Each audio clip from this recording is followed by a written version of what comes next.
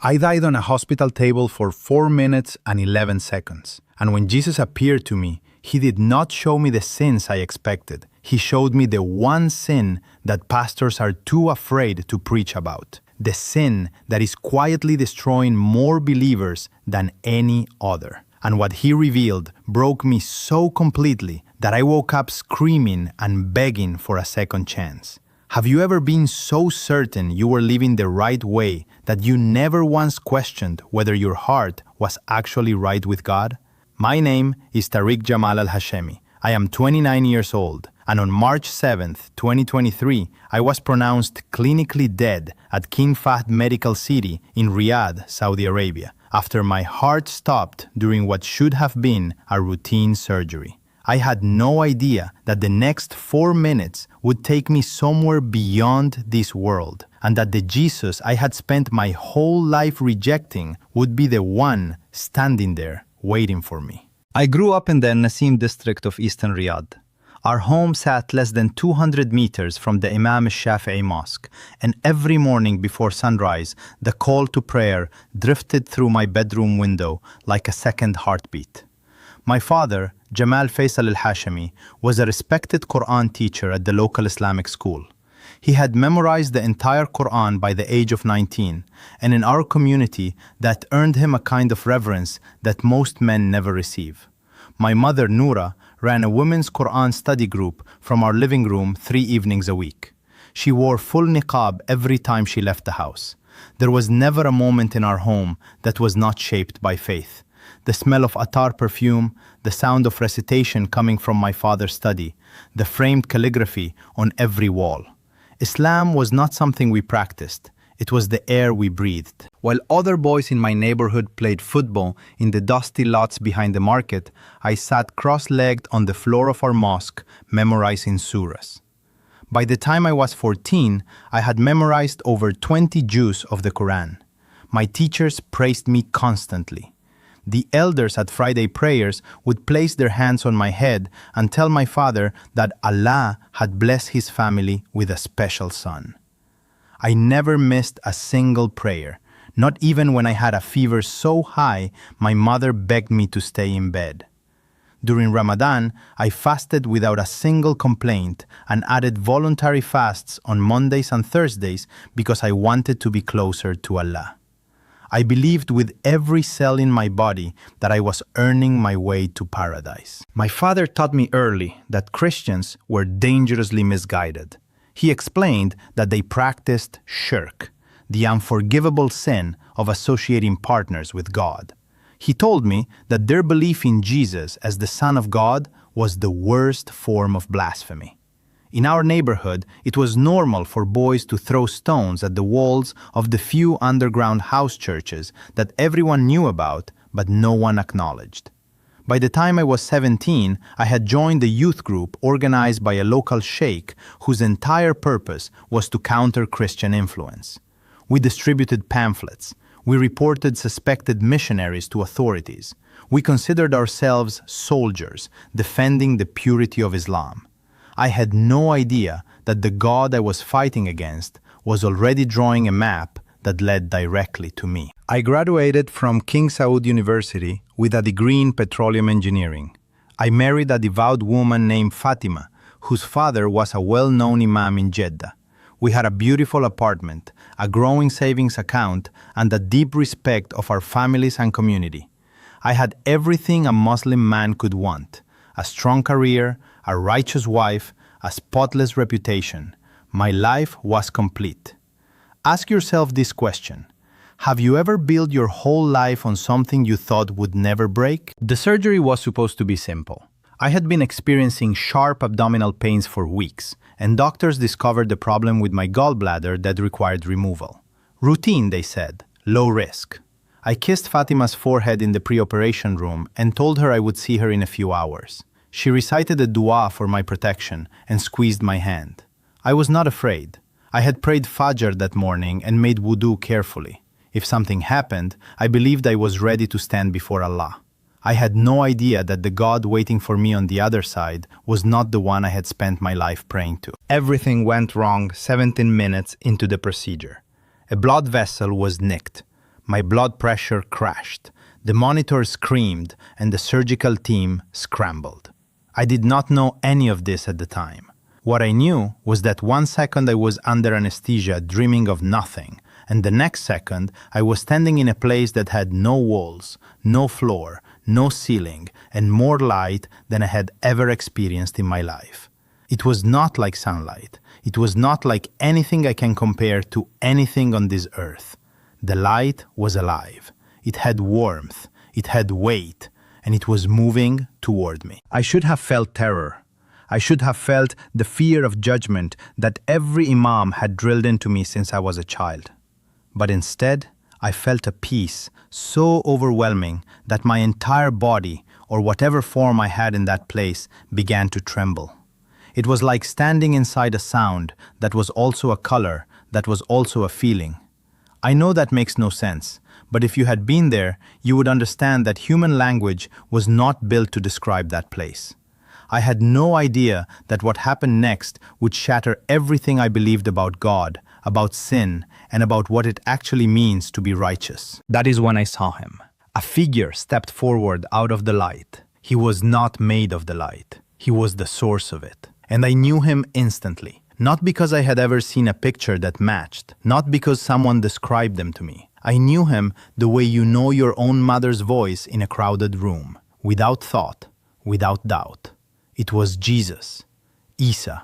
The prophet I had been taught was just a man, just a messenger, was standing before me, radiating a love so powerful it felt like it would tear me apart. His eyes held no anger. His face showed no judgment. He looked at me the way a father looks at a child who has been lost for years and has finally come home. He did not speak with words at first. He simply placed his hand over my chest, and when he did, I felt something I can only describe as a river of fire and mercy at the same time.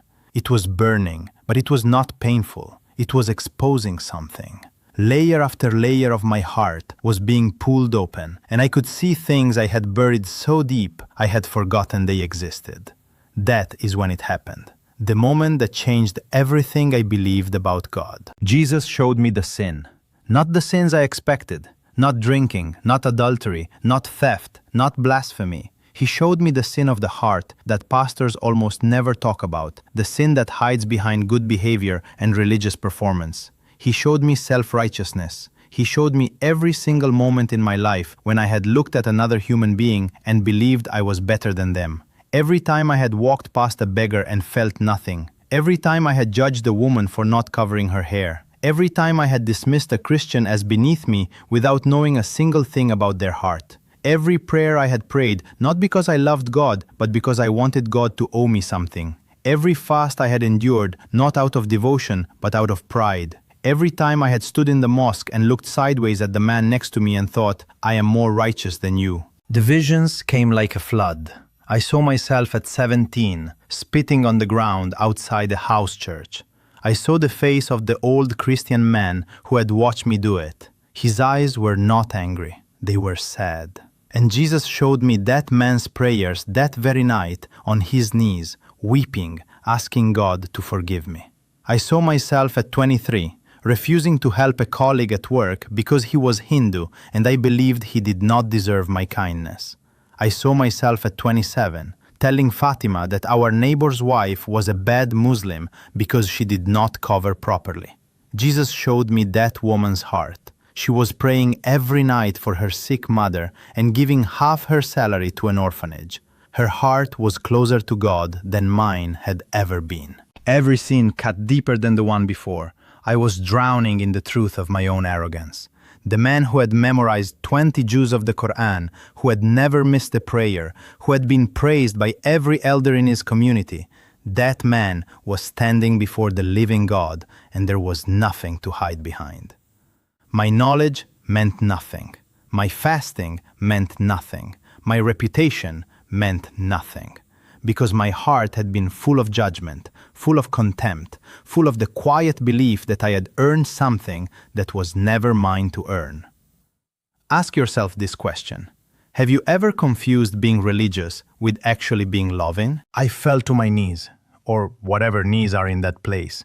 I collapsed and I wept harder than I have ever wept in my life. The tears were not just sadness. They were the release of 30 years of carrying a mask I did not even know I was wearing. I tried to speak, and the only word that came out was sorry. I said it over and over.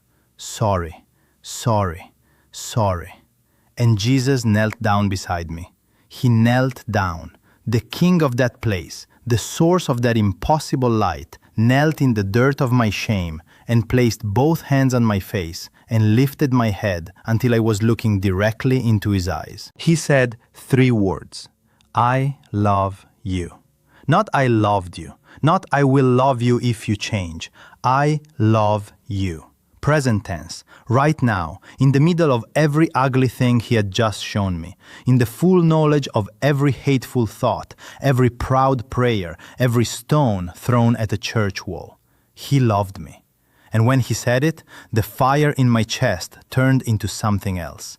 It turned into a warmth that I cannot describe without crying, even now, even as I tell you this. It was the feeling of being completely known and completely loved at the same time. And I did not know those 2 things could exist together. He showed me something else. He opened his hands and I saw the wounds, not old scars, fresh wounds.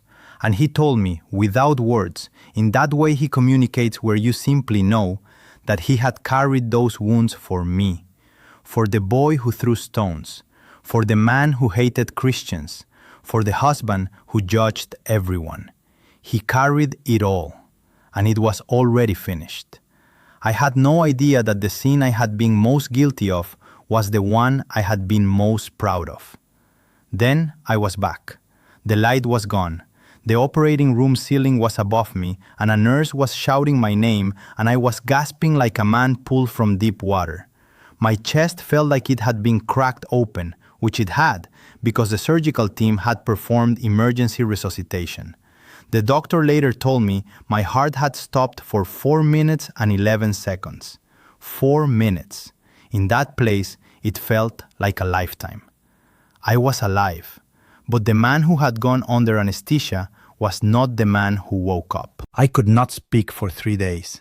Fatima sat beside my bed and held my hand and asked me what was wrong, and I could not explain it. How do you tell your wife, your devout Muslim wife, that you met Jesus and that he is not who you were taught he was? How do you say those words in a country where those words can cost you everything? I had no idea that the hardest part of dying would not be the dying itself, but the living that came after. I started reading in secret. I found the Bible online and read the Gospels at night while Fatima slept. Everything Jesus said in those pages matched exactly what I had experienced. The warnings about the Pharisees, the teachers of the law who looked perfect on the outside but were full of dead bones on the inside. That was me. I had been a Pharisee my entire life and I never knew it.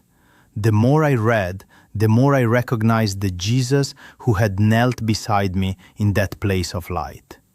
It took me 4 months to say it out loud. I whispered it alone in my car, parked in an empty lot at 2 a.m. Jesus, I have been wrong about you. I have hated your people, but I saw you. I know you are real. Forgive me. Save me. I surrender my life to you completely. A Filipino Christian co-worker named Daniel, a man I had barely spoken to in 2 years because I considered him beneath me, became my first brother in faith. He wept when I told him my story. He connected me with an underground fellowship of believers in Riyadh. I was baptized in a small apartment on a Friday evening in a plastic tub filled with warm water with 11 people watching.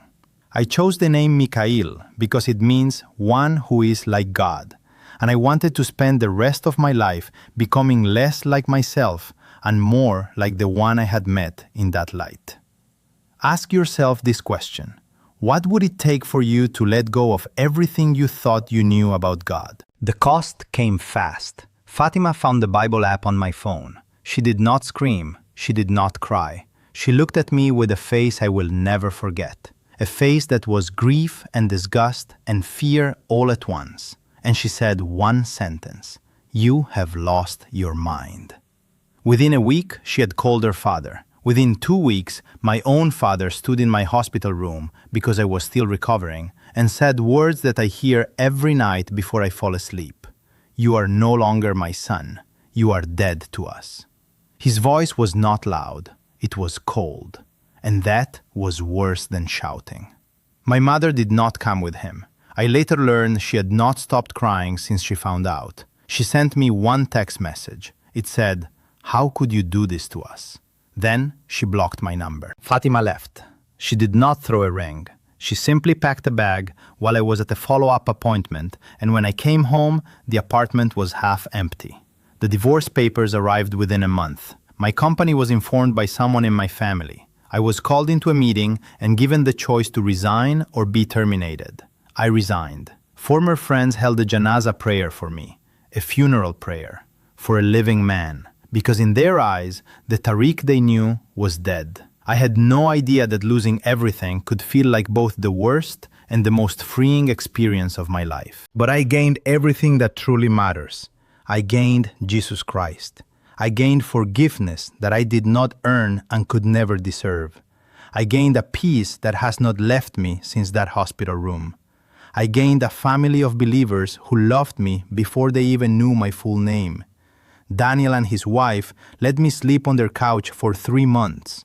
The underground fellowship fed me, prayed for me, and helped me find work. That is when it happened.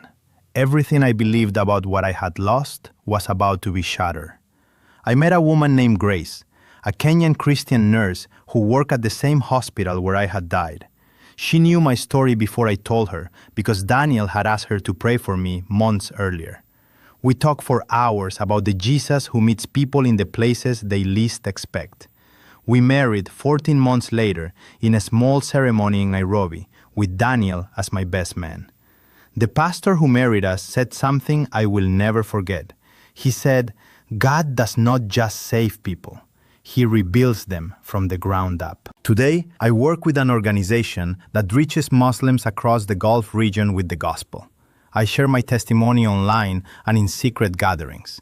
Over 60 Muslims have accepted Christ after hearing my story.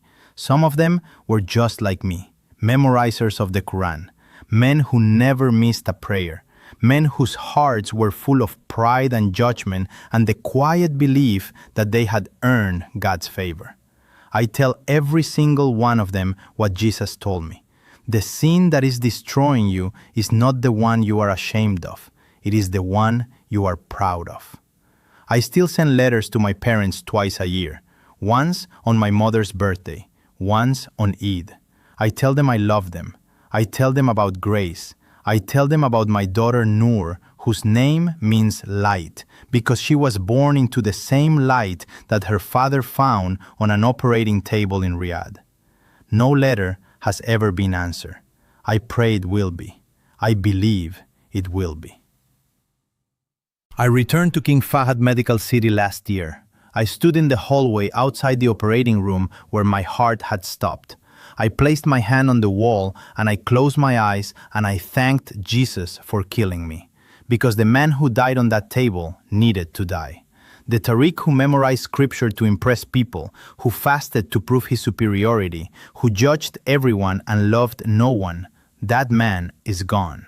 The Muslim scholar who led youth groups against Christians no longer exists.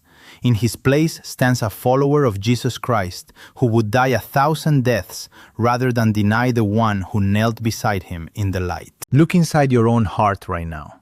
Not the version of your heart you show at church or at the mosque or on social media, the real one.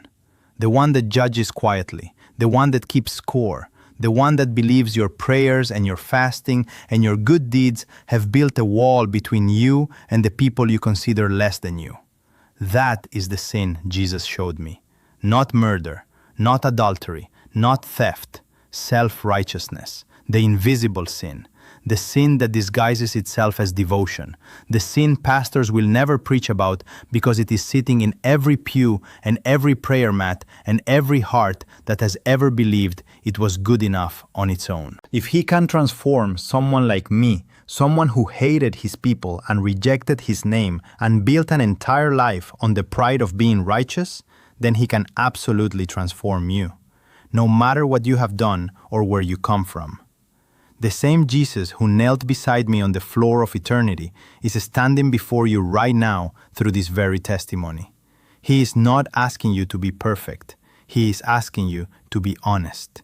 He is offering you the same love, the same forgiveness, the same mercy that shattered everything I thought I knew. Do not wait for your heart to stop beating to meet him. He is already pursuing you.